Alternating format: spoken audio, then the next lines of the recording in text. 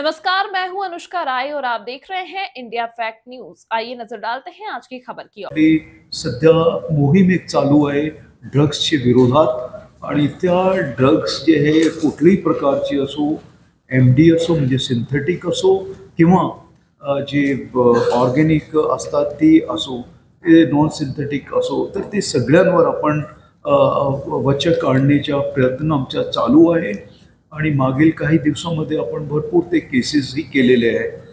काल एक केसमध्ये ज्याच्यात आपण गाडी समेत 2 गाड्या होती ज्याच्यातून ते आरोपी माल आणायचे. ती गाड्या आणि 5 आरोपी त्याच्यात निष्पन्न करून आणि ते अटक पण करण्यात आलेले आहे. फार मोठी कारवाई आहे ज्याच्यात आपण 100 म्हणजे जवळपास 93 kg 120 ग्राम गांजा ते केलेलं आहे जप्त जवळपास 19 लाखाच्या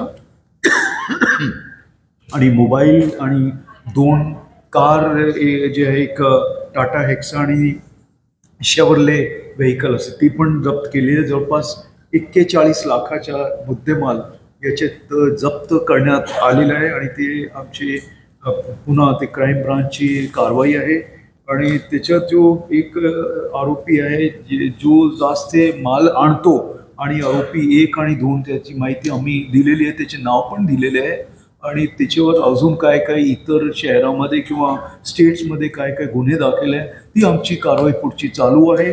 आणि ते एक जो मेन आरोपी आहे तो आणून ते 1 आणि 2ला देत होता आणि त्याच्यानंतर 3 आणि 4, 5 जे आरोपी ते फर्दर त्याला डिस्ट्रीब्यूट करत होते. सगळ्यांची नाव आम्ही याच्यात दिलेले आहे आपली प्रेस नोटमध्ये, आपण बघू शकता. तर हे जे आहे एक फार चांगली कारवाई आहे.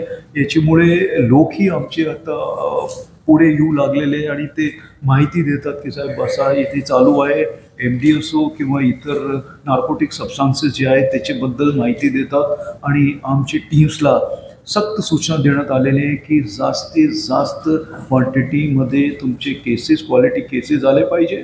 तसेच पब्लिकच्या पण सहकार्य घेऊन आपल्याला केसेस करायचे आहे, माहिती काढायची आहे. तर हा एक दूसरा केस होता.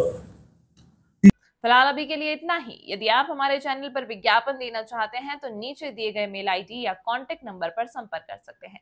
और इंडिया फैक्ट न्यूज से जुड़ने के लिए हमारे पेज को लाइक और सब्सक्राइब करना ना भूलें। अगली खबर तक के लिए फिलहाल मुझे दीजिए इजाजत। धन्यवाद। हमारे चैनल को सब्सक्राइब करें और बेल आइकन दबाना ना भूलें।